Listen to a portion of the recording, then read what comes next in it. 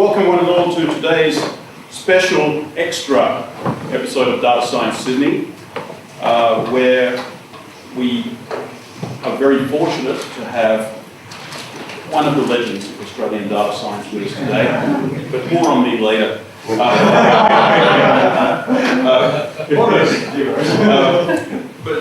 we'll have plenty to say about YANIR as well. No, YANIR is a legend of data science, and we are very fortunate to have him here. He's come all the way. Well, first of all, he lives in Byron Bay these days, and more on his enviable lifestyle later as well. But secondly, he's just telling me he's on his way back from an overseas trip, so he's meandering his way back home in his bonds. Yeah. First of all, this is one of the many extra events that we'll be expecting throughout the year, as we started last year with additional streams and lots of extra events. Secondly, big thanks to our sponsors. First of all, we are very grateful to Health Policy Analysis and James Pearce. Jim Pearce, is he here? Is anyone from Health Policy Analysis here? Well, it's awfully nice of them to sponsor the video for this event. So Troy, who's been with us for the better part of 4 or 5 years now, is filming yet again, and I don't have to foot the bill, which is great because I'm footing the bill for the venue. That's right, we get CBA when we get CBA, but other times, well, someone else has to sponsor. The sponsor is me, and me is doing this as always. What have we got here? We got my upcoming training courses in, well, first of all, predictive analytics, machine learning, data science, and AI. That's our most popular and I'd say most unique course. If you want to hear more about what people think of it, go to the testimonials page. We do have an introduction to R course. I just got told that it's a bit controversial to claim that R is an easy language to learn. And hey, we also have a Python course for the heretics. And many other things besides. In fact, only yesterday I finished yet another iteration of the Advanced Machine Learning Masterclass, for which you need to have done that and that. Otherwise you're going to do this. Lots of people come unprepared. It's not ideal. But we have many more courses, like strategic decision making with data for executives. That's right, send your boss to a course where they learn to appreciate analytics. Soft skills for analytics professionals and data scientists. Be the life of the party. Data literacy for everyone. Send your bosses and everybody else who makes your life hell to this course, so they become data literate. We've also got a bunch of courses now being presented by Jeffrey Agan on Apache Spark. Now, some of them are offered in Sydney as well. At the moment, we're just trialing early on in Melbourne. That introduction to Bayesian inference with Stan, that course was awesome, very advanced. That ran last week, and Michael Betancourt, one of the creators of Stan, is now safely back in the United States. And maybe, just maybe, if we clap our hands loudly enough and wish, he'll come back to Australia and teach this course again. More Jeff Amen courses. There's a second advanced masterclass on random forests, and yes, there are more masterclasses coming on things like causal inference and explainable AI. We have a blockchain course. See, it's not all analytics. There's a blockchain course, there's an advanced R course. Forecasting and trend analysis is coming up in April. We do have a text and language analytics course. We have a quantum computing course as well. And the rest, oh, there you go, fraud and anomaly detection. That one actually looks like it's running in late March. So that's on the prescient agenda, folks. So anybody who's interested in prescient courses, either our public courses or in-house in your organization, come and ask. And now, having done the sponsory things, let's move on to introducing our speaker, who really is a legend of data science in Australia, one of the most knowledgeable, interesting, and prolific practitioners in this country, who's also very uncompromising in doing things his own way. So, but having the talent and the drive to do that. So I think he's reached one version of data science nirvana. He's living the dream, Most people living the dream are apparently freelance data scientists. If I told you how much work I've done in the last week, it's not a dream for us, it's a nightmare.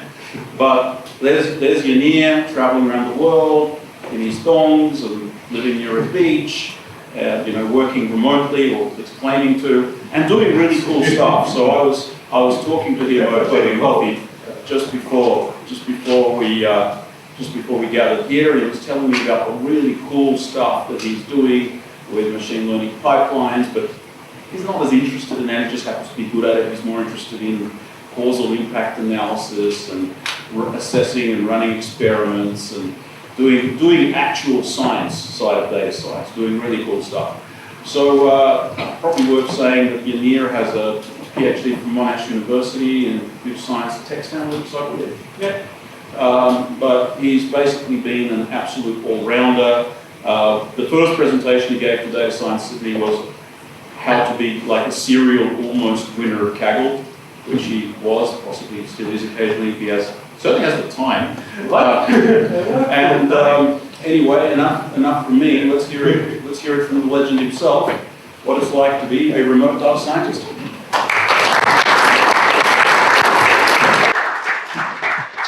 Thanks, Eugene.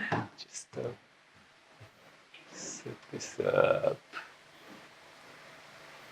So,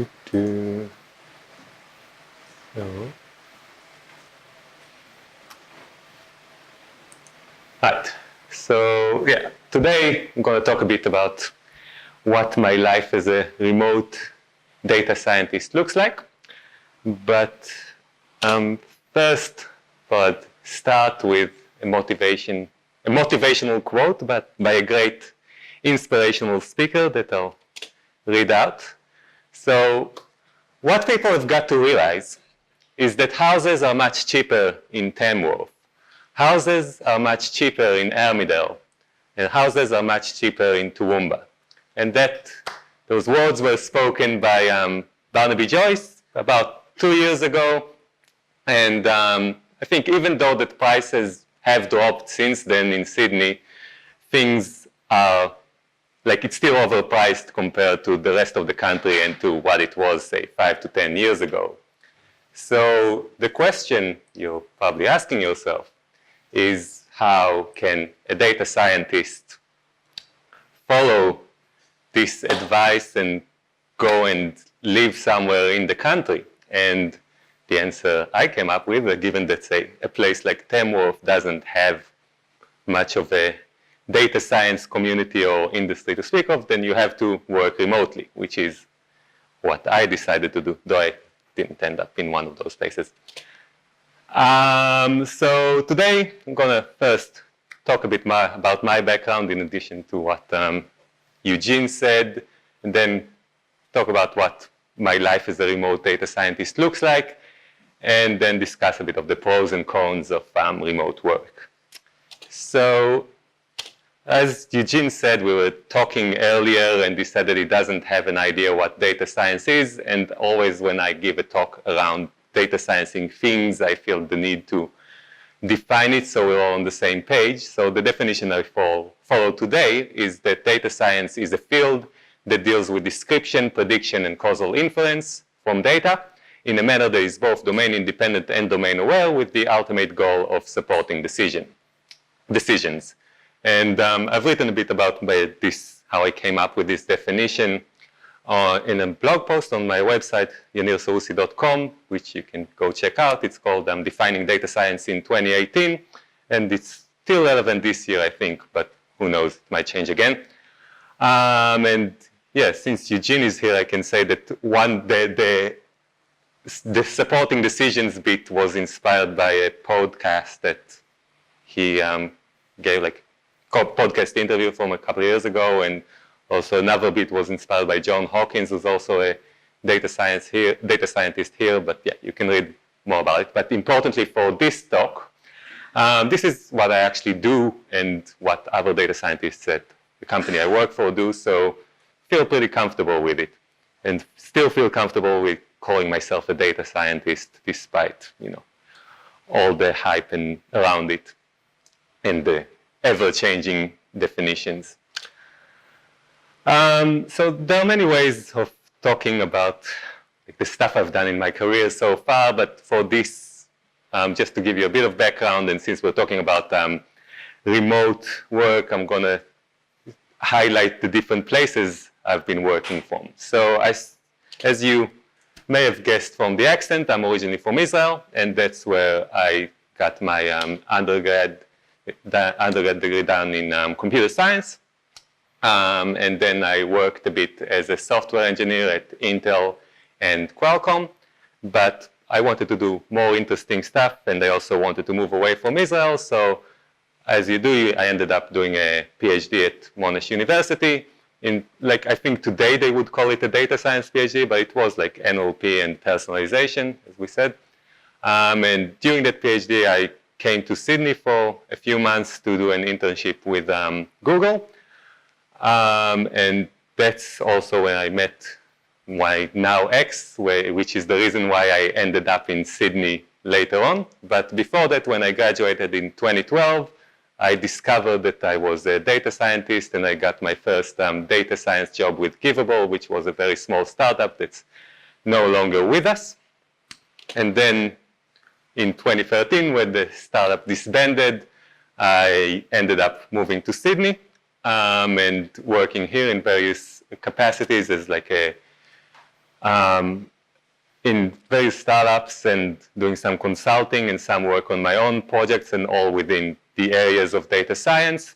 But then towards the end of 2016, the reason I came to Sydney and I broke up, and then I realized, okay, I don't have to live in Sydney anymore. I never really wanted to move up here, but I didn't, and I really liked Melbourne, but I didn't want to move back to Melbourne as well, because I was like, it's too cold there, and like I got into surfing and stuff, and I wanted to still be by a warm beach. So I ended up in Ballina, working for Automatic.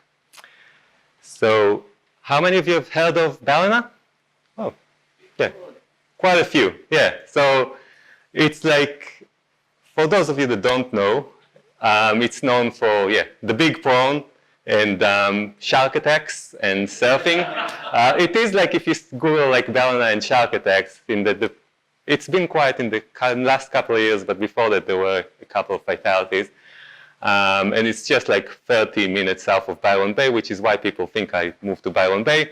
But I think it's much better for me because it's quieter, cheaper, nicer, and Byron Bay is more like this sort of weird combination of Bondi and Newtown, with similar issues with congestion and housing prices. So yeah, Ballina is way better. And yeah, I've been there for almost 2 years now, and I'm not planning on leaving anytime soon.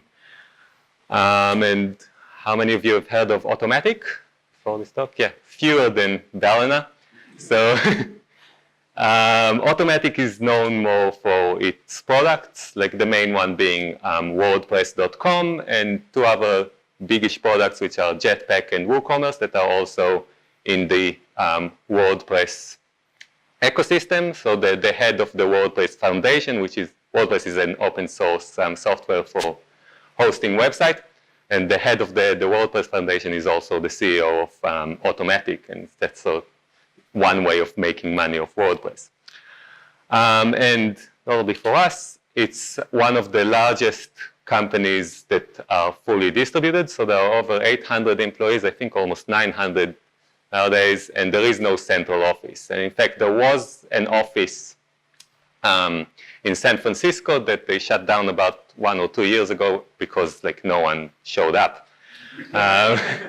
So when you give people the option, even though there are like 20 or 30 automaticians in San Francisco, like it was just apparently a ghost town. I've never been there. And yeah, importantly for us, and for me, it's one of the few companies that hire remote data scientists. Yeah, I've been there since like about 2 years, since May 2017, and that's like, for me, it's a very long time. It's like, it's my longest held position since I finished my PhD in 2012. Since then, I've moved like I did like a year or so in every place, and yeah, hopefully I can stay there for longer. they don't decide to dismiss me or something. And I've written a blog post on my website as well that I might mention 1 or 2 times again in this talk about how, like the long process that I had to get into to get that job, because the process is a bit different from your usual interviews thing. They have like a trial and so on. But yeah, if you do end up reading it, please remember that it was like, it's a process that ended 2 years ago, and since then they've improved things, so like it is somewhat smoother these days. So don't let it deter you from applying. It would be nice to see more Australians as well. All right, so with that out of the way, let's talk about what a day in my life looks like. So given that Automatic is fully distributed, and most of my colleagues are in the US and Europe. So about half the companies in the US, and yeah, mostly Europeans, and a lot of Europeans, so it means that most of the work gets done while I'm asleep. So in the morning, I wake up and there can be like a very overwhelming number of boxes to tick and messages to respond to, and things are never the same as like the way I left them the day before. And I really like this GIF because it sort of shows how the 2 ways of dealing with this box land. So if you look at the brown bear on the right, he's like sort of freaked out and like, oh, these boxes are gonna kill me. Whereas the white bear is just like, oh, I'm gonna embrace this and deal with it. I watch those cartoons. The polar bear is an autistic psychopath. My son watches those cartoons. I don't know the cartoons, but I like the GIF. Maybe being an autistic psychopath is the right approach to just deal with the many boxes that there are. We're gonna edit this part out, Eugene, of the video. What did I want to say? So yeah, I think that the approach of like just dealing with it and being methodical and going through the boxes rather than freaking out is the right way to go when dealing with a flood of many things to do. And with time, I sort of like learned that like, okay, this is like this every morning. I can't freak out every morning. I need to be more like ready to deal with, like, be methodical and deal with my day. And one notable thing about communication at Automatic in general is that there's virtually no use of emails. Most things, the main 2 tools for communication are Slack, which is used both for synchronous and asynchronous communication. So if you send someone a Slack message, you generally don't expect them to answer immediately. And there's another tool called P2, which is a special WordPress theme that basically turns a normal WordPress site into like a message board or a forum, and that's where most of the discussions happen, most of like the longer discussions. And also we use like, depending on the project, like we obviously, like we use GitHub, so a lot of the communication is over like pull requests and issues. And there aren't many meetings as well. So on a typical week, I'd have like maybe 1 or 2 video meetings, and they tend to be more for like, not so much for decision making, because it is hard when you have people spread out over many time zones to get everyone together. So a lot of it is just like, say, with my current team, we have a meeting every fortnight, and it's just everyone gets together and like so say what they've been doing and stuff. But it's not a critical part of the work. It's more like to humanize other people and, you know, remember that there are humans behind the little avatars on chat and P2. So having gone through my morning boxland routine of like figuring out what happened overnight and of making a plan for the day and responding to some things and maybe having like an early meeting or 2, I feel like it's time for a break. And yeah, that's generally, you know, working from home and working for a fully distributed company specifically. No one expects you to be online at a specific time. So I very rarely work like consecutive 8 hours from 9 to 5. And yeah, this is actually like across the street from my place. It's a very nice beach, Angel's Beach. And typical things I do on a break will be like surfing, cycling, or just do chores and whatever. And yeah, it used to feel very strange to just like not be working in the middle of the day, especially at the beginning. But then I realized almost everyone does it. Like from talking to other people at the company, people in general don't, like, unless they're forced to, they don't want to work 8 consecutive hours or more. So people do tend to have like this big break in the middle of the day and break up their day in whatever way suits them. And then in the afternoon, usually like everyone from Europe and the US is offline, so there are very few distractions. So that's a good time to write code, run analysis, or just like sit and think about like problems that require a bit more deeper thinking. And I sometimes always also use this time to comment on like deeper discussions and code reviews. And yeah, again, like there is less of an expectation than there is in like a co-located space to place to comment immediately. So I can often take my time and comment on the things that require more thinking, like take my time, like maybe look at something a few times and then respond. And then I usually tend to finish like before 6 or 7, with some rare exceptions of meeting with like only people from Europe. But even then, I don't take meetings after 8. I think that was the latest I've done.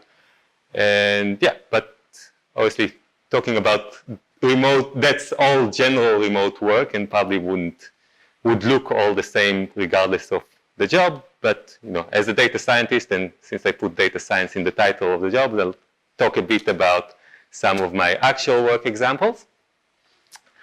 So yeah, as Eugene mentioned, recently I've been working on Pipe, which is the automatic machine learning pipeline.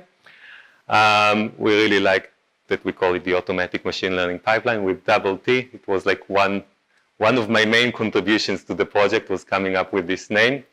And yeah, it does what a machine learning pipeline does, which is like, you have a bunch of, you use like scikit-learn and all the other packages, but like we customize it to our company needs and our data, so we can build specific models very quickly, like say for marketing campaigns. And another project that we recently wrapped up is R++, which stood for increasing revenue and retention. And that was a very like classic kind of marketing data science project where we built a churn model and churn modeling and survival analysis and using it to like drive email campaigns and so on. And previously, a couple of projects I've worked on before I was on marketing.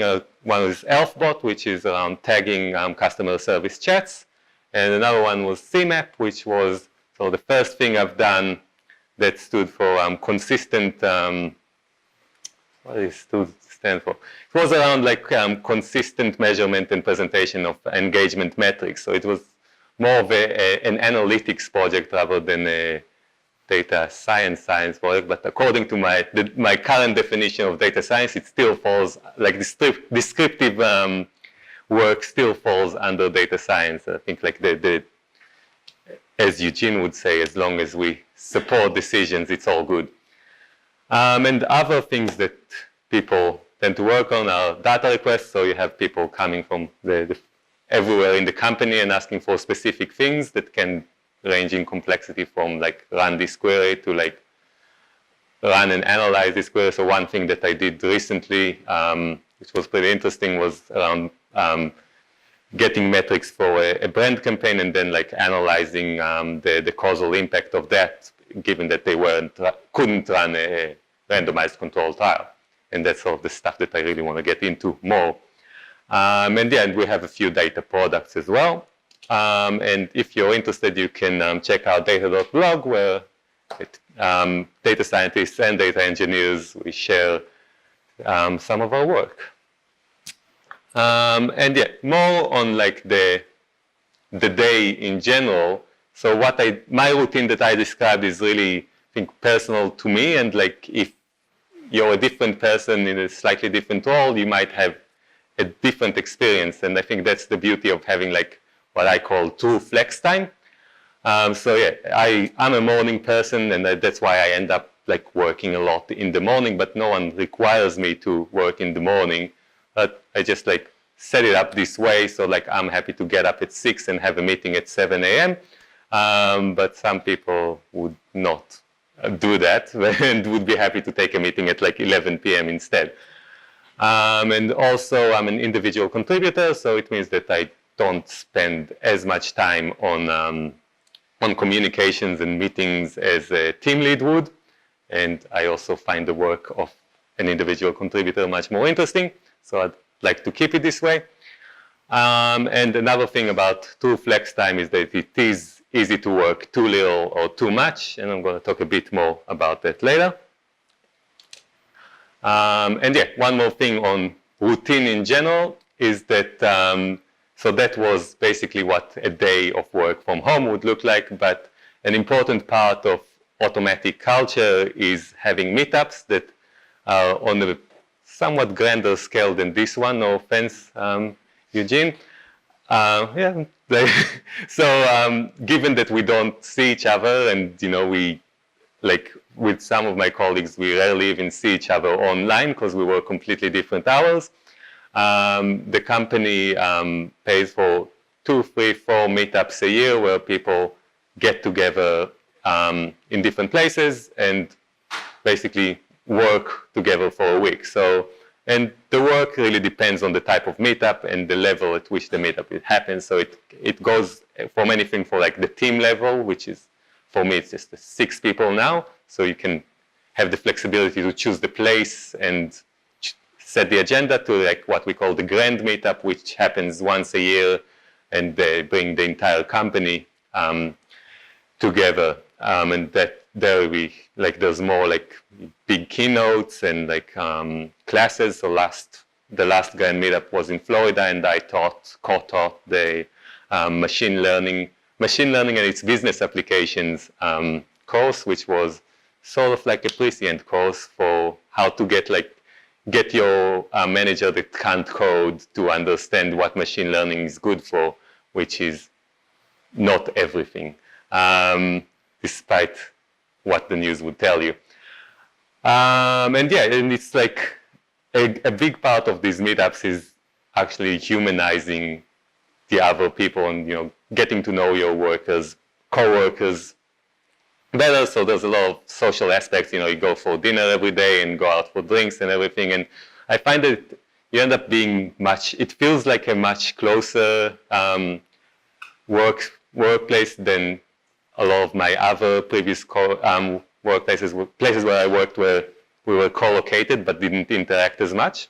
So I sometimes compare it to like a long distance relationship where you actually get excited about like, oh yeah, I'm going to spend a week with my colleagues and yeah, have fun. And yeah, as Eugene mentioned, I just came back from a meetup in London. And yeah, and another thing that you can do is also travel on the back of meetups, which is what I'm doing now. So we went to London, and then I went back to Israel for a couple of weeks, and I figured I haven't been to Sydney in a while, so I'll stop here on the way back. And yeah, these are a few photos from some of my meetup side trips. So one is like from Playa del Carmen in Mexico. The second top is like the in Whistler in Canada, and bottom left is Gators in Florida, and the bottom right is Bali, and that was like really nice to have just a short flight for a change, but it doesn't happen often.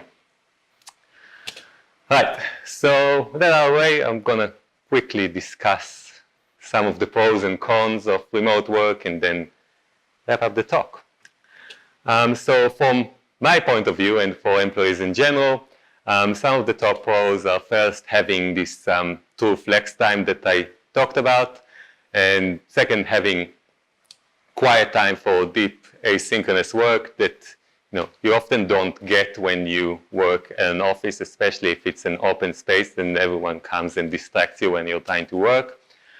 Having free meetup trips is also a great perk, and also having like a team that's spread out around the world means that you learn from people with very diverse backgrounds, and it goes beyond, like, say, the diversity that we even have here in Australia, and just because people are from different cultures and immersed in their culture, so there is a lot of interesting interactions. And some of the cons are, first, that it can be hard to maintain the balance between your working life and non-working life, is also known as work-life balance. And the way I deal with it is, first, I don't have any work-related apps on my phone, and I also am pretty strict about limiting the hours that I work. So I decide, okay, this is how much I'm going to work today, and then like I just log off everything that's not work-related when I'm not working. And that's been working pretty well for me, so I don't feel like it creeps too much, even though, sometimes you're stuck on a problem or some discussion and you end up thinking about work too much, but that happens everywhere. Another potential issue is isolation from colleagues, and also, but Automatic does a lot to battle that in having the meetups and like video chats and so on, and ensuring that most of the discussions happen asynchronously and in writing, so people don't get left out of discussions. And third disadvantage is just that being in Australia means, and having most of the other people in the US and Europe means that most of the meetups happen far away, so you end up on like 30-hour trips each way and with jet lag and so on. But, that's why another reason why I try to have like side trips on top of it, because then like if I'm flying all the way to Europe, I might as well, stay a couple of weeks in Israel, because I haven't been in ages. But yeah, long flights are a pain. And finally, having more people from more different countries that have different sort of workplace etiquette and so on means that you get into even more cultural differences that you get like in a migrant country like Australia, and a lot of sensitivities that you need to be aware of. And yeah, I've written a blog post on that as well called Reflections on Remote Data Science Work that you can check out if you're interested. And I figured I'm not an employer, but some people here are involved in employing people to some capacity, either team leads or whatnot. So I figured I'd talk a bit about the pros and cons from the point of view of employers. So some of the top pros are, first, I think, having happier employees that can do calmer work, and being able to hire anywhere, not where you happen to have an office, and also being able to, if you're going with a fully distributed work mode, then you don't need to spend money on offices or anything on on-site perks. But on the other hand, you can end up, if you're doing things badly, with isolated employees and communication breakdowns, because you're communicating across different time zones and in writing a lot, much more than like in person, and you can't see what the person, like the intonation and all these little nuances that we use for communication. And also some people may feel like they have less of a sense of control when they don't see someone at their desk from 9 to 5, then they can assume that it may not be working. But I think that if you, as an employer, if you need to see someone at their desk to know that they're working, that you're probably not doing something badly, either you need to check yourself for being over-controlling, or you're not hiring the right people.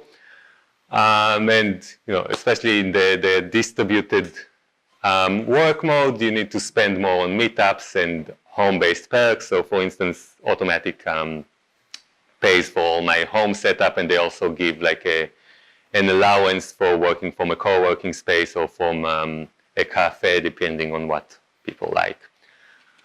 So, okay, in conclusion, I do believe that the future of work is towards more distributed and more remote work, and that future is already partly here, as shown by what I do. And this means that you don't have to work for a bank if you happen to be working in a city where most of the large employers are banks and other enterprises, and you don't have to pay millions to live in Sydney, where Sydney means Penrith, and you're commuting an hour and a half each way. There are better alternatives, but you also don't have to move to Tamworth because given the choice of MPs, there are probably better electorates out there.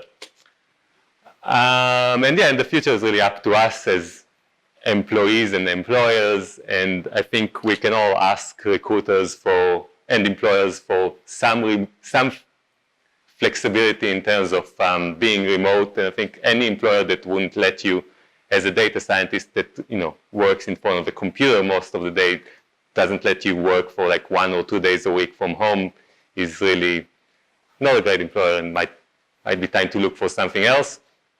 And if you are leading a team, you can at least experiment with letting your teams work remotely, at least part-time, and but having the things in place to ensure that communication happens well when you do that. And in general, I think it makes sense to strive for more remote-like conditions and doing things more asynchronously, especially when a lot of the work that we do requires thinking and not just like responding to pings, and not having this sort of false sense of urgency that you often get when someone is asking you for something that's not really urgent, but it would be nice if it was done now. And on that, I thought I'd mention this book called It Doesn't Have to Be Crazy at Work, which was written by the 2 co-founders of Basecamp, which is another one of these pioneering remote only companies. And they've written a couple of books on like remote and remote work and other things in general, but yeah, it's worth a read. And a lot of the stuff that they talk about in there is just the need to avoid this false sense of urgency and strive for more asynchronous work. So yeah, that's all I have. And are there any questions? Yes. You mentioned about how you manage people remotely. Are there tools or procedures that you have in place? What do you do as an organisation to have a degree of accountability? Yeah, well, it really depends on the team, but if the work doesn't get done, then people see. Like we have, like for my team, we have stand-ups on Slack. So when you start your day, you say, okay, this is what I'm going to do today. This is what I did yesterday, like the usual stuff. And we also have like fortnightly updates where, again, like but that's like on the individual level. So we don't work in sprints, but some other, like say software engineering teams do work in sprints. So it's like similar to what you would do in person. Like it's not just because you work from home doesn't mean you don't work. Yeah, so it's similar stuff. Yeah. So I hear, yes, you've got some of the sort of standard practices from the development environment in terms of sprint and stand-up. Yeah. And then the other side of it is just, the delivery of the goods. Yeah, the delivery of the goods. Like, and there is like, it's actually tends to be a lot more visible depending on your role, because so on these P2 systems, there are like forums, you can @mention people, and then like if someone asks you to like pinged you on a post and you don't answer for days and you didn't say that you're like on leave, then people you'll get in trouble, as you would like if you don't show up to work without taking leave. But they don't expect you to reply immediately, but within 24 hours, at least say, I'm looking into it, is sort of a reasonable expectation, like whenever you come online, and depending on the urgency and so on. Yeah. Yep. Yeah. Most of your projects, collaborations with the other data scientists in your lab, or have you working on projects relative? Yeah, so did everyone hear that? Yeah, so the question was about how much do I collaborate with other data scientists. So on my current team, it's called the marketing data team, and there's another data scientist, and we've been working very closely together for the last year and a half almost.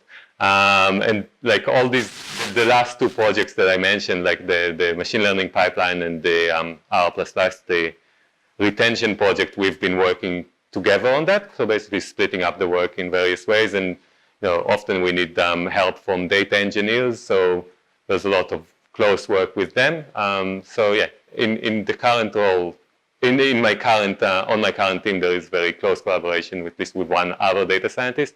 And previously there was like one big data science team where all the data scientists were, but everyone was working on a different project. So like one of the reasons why it was split up was just to like spread the data science throughout the organization and have more interdisciplinary collaborations as well. So we have some working on data products and some working on data requests, but now there's like less isolation of like one data scientist working on one thing. Yep. Two questions. One, do you guys use any cloud services? And number two, how do you guys share data? Do you use something like Dropbox or cloud? So yeah, first, like we use, like what cloud services do we use? Yeah, there's a lot of Automatic has been around since like 2005 or something like that. So there's a lot of in-house, there is an in-house cloud and an in-house Hadoop cluster. So a lot of the work we do is on top of the Hadoop cluster. And yeah, we generally that's where the data is. So you don't need to share data in any other way. So you just put it on HDFS and yeah, welcome. Huh? Yeah, private, multiple data centers around the world, but yeah, as far as on our level of abstraction, it is a private data center. Yep. If you have an idea for a new project that is not necessarily related to what you are doing at that point in time, do you know how to communicate that in the organization to assess if there is interest on pursuing that idea? Yeah, it takes time to learn who you need to talk to, but say that that retention project was a product of basically the data scientists have been split up, and I ended up on this marketing data team with that other data scientists they met, and there were a lot of these small ideas, various ideas for what do data scientists on marketing data do, and then we were like, wait, how about we just focus on this one big business metric of retention rates are very important for Automatic because it's a subscription-based business. So if you increase retention rates, you increase revenue and everyone's happy. So it ended so we basically pitched that, the idea of just us working on that and we'll figure out everything else. And fortunately, they let us do it. It was pretty cool. But yeah, it was basically just talking to a few managers and then publishing it on the message board and getting comments, and then it just happened. And yeah, that's basically how things happen. As they do in any other organization, you need to talk to the right people and pitch the right thing. Yep. What came first, Berlin or the job? It came in power. I was gonna the process to join Automatic was long. I hoped that the job would come first, but I already resigned from my role, and I was I'm gonna move up there and figure it out. And then I finished the process with Automatic and joined. So I moved to Galena in April and started with Automatic in May. But I would have moved anyway. I would have found something to do. Hopefully, it's not the only remote job. I was just I was about to on that blog post that I wrote about the product. I was about to give up on them because I was waiting for the final interview, and it just didn't happen for a long time. Yeah, then I was about to okay, I've moved up here. I found a place to live. I've moved all my things there. Maybe I should look for search for another job if this thing doesn't happen, but then it happened.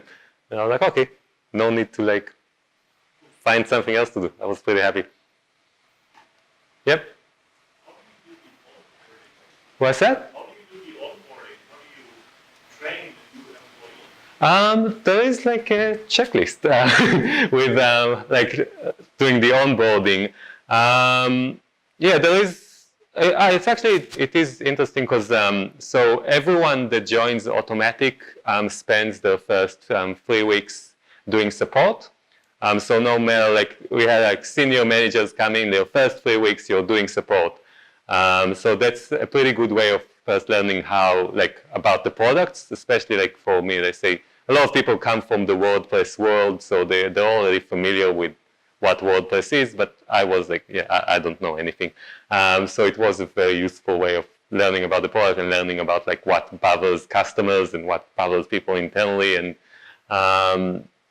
so that's like a big part of and still like after, so you do that, and then every year there's like a support week. So every team goes on rotation and does support, like answers customer chats basically. But yeah, after that, it depends on the team. So for data scientists and data people in general, there's just like all this list of things that you need to know. And like for me at this stage, it's a lot of it is just like, it felt like, okay, I know how to do this thing. I just don't know how to do it inside Automatic and in this environment. So yeah, it like, and there's also like this, because, you know, remote work is new for a lot of people that join. There's a mentorship program where you have like someone like who's not in your role or your team who's like your mentor, and you have chats on like, you know, the various like procedural things and the culture and so on. But yeah, and one thing that I think helps a lot, like for me, like is like meeting people in person. It often happens that people join, and then like within a few months, like you meet people in person. That like also the social aspect of things is helpful. But like for me, when I joined, like they added me to the Australian channel as well and the Israeli channel, and you know you get like the social aspect of like, you know, talking to people that aren't necessarily like work-related chats, because you don't, you know, in an office you might end up like chatting to some random people and having a cup of coffee, but it doesn't happen. It can't happen remotely, but you can set it up so it does. But yeah, the onboarding is really, you know, a checklist of going through a bunch of stuff and, you know, getting commit access here and like reading through a bunch of docs and all these things. Oh, yep. Do you have any stats on the relative performance of remote teams versus co-located teams? My boss is very skeptical about whether you need stuff to get next to each other. Well, yeah, one thing I wanted to say, but I forgot to say, is that I think it really depends on, like, with the pros and cons for the employers. It really depends on how you set it up. Like, if you set it up badly, you're gonna get all the downsides and like none of the upside. You can have like, you know, famously like Yahoo back in the day, like Marissa Mayer came in, like they just canceled remote work, but it's not like, you know, Yahoo, I don't know how to say it nicely, but you know, it wasn't a successful company with or without remote work. Like they had like issues there, and you know, it just got bought off, and you know, it used to be like this giant, but it just had like obvious issues that weren't about it. So I think you can be dysfunctional as a co-located team, or you can be dysfunctional as a distributed team. And there are like a lot of resources out there, like the people that there are a few books on how to implement remote work and like all these things that say Automatic does around meetups and making sure that a lot of the communication happens publicly and in a place that everyone can find and asynchronously is very important for like getting everyone involved. And an upside of that is that just like so much stuff gets documented implicitly.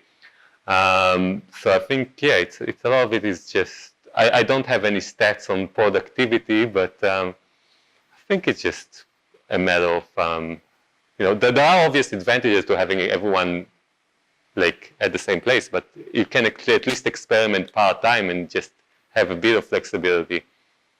Yep. Just wondering if you could comment or your opinion on data science. It seems to sort of have three parents: applied maths, data, and business. Mm-hmm. No one wants to own it. Yeah, just in the dealings in it so far with data scientists, etc. They might be able to get a bit of an increased salary and more demand. But why does it sort of seem to sort of coalesce between the sort of three disciplines? Just wondering. Well, I don't like what. I don't know. Just wondering about it.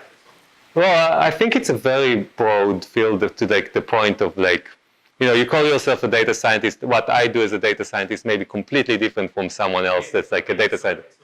This niche that's sort of pretty fluid between the sort of three. Yeah, so it's just, I think it's likely to, like, we're gonna get more and more of like the more specialized sort of disciplines. Like, you have the machine learning engineers, and like, a few years ago when all of, like, if you can look at the evolution of Kaggle, for instance, Kaggle was only about predictive modeling competitions, and that's sort of, like, that was my impression of what data science is. It's like, oh, I'm not building I didn't build a predictive model today, so it means I didn't do any data science, but that's just not the case. And yeah, like building predictive models and like, so, and now, like, because it's, a lot of the Kaggle stuff is very easily automated, then that became its own thing as a machine learning engineering thing.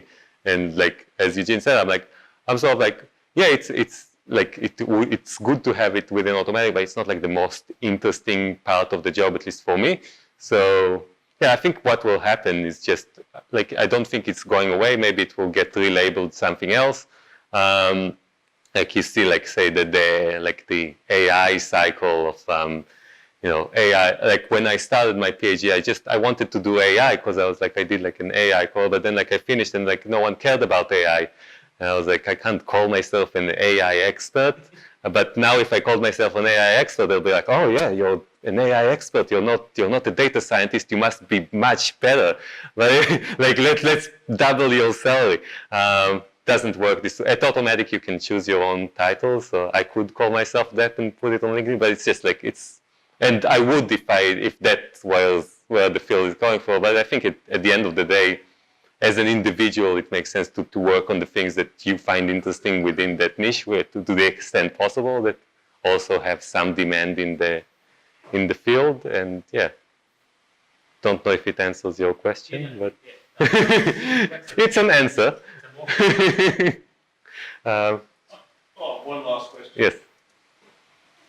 Yep. How would you measure your KPI?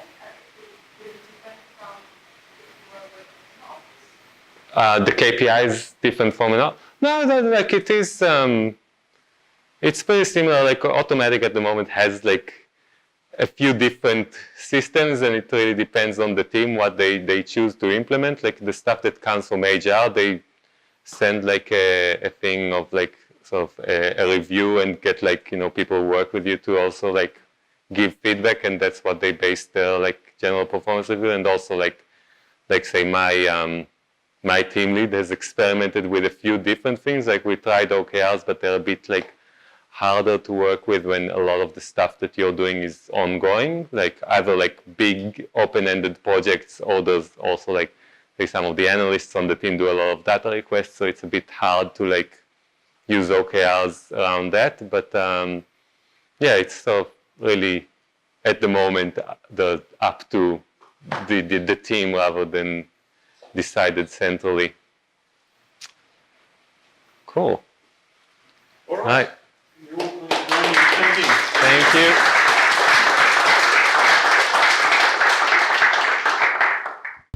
Hi, I'm Jim Pearce. I'm the Director of Health Policy Analysis, which is a consulting firm in healthcare. It was with great pleasure that we've been able to sponsor the videoing of the latest meetup of Data Science Sydney.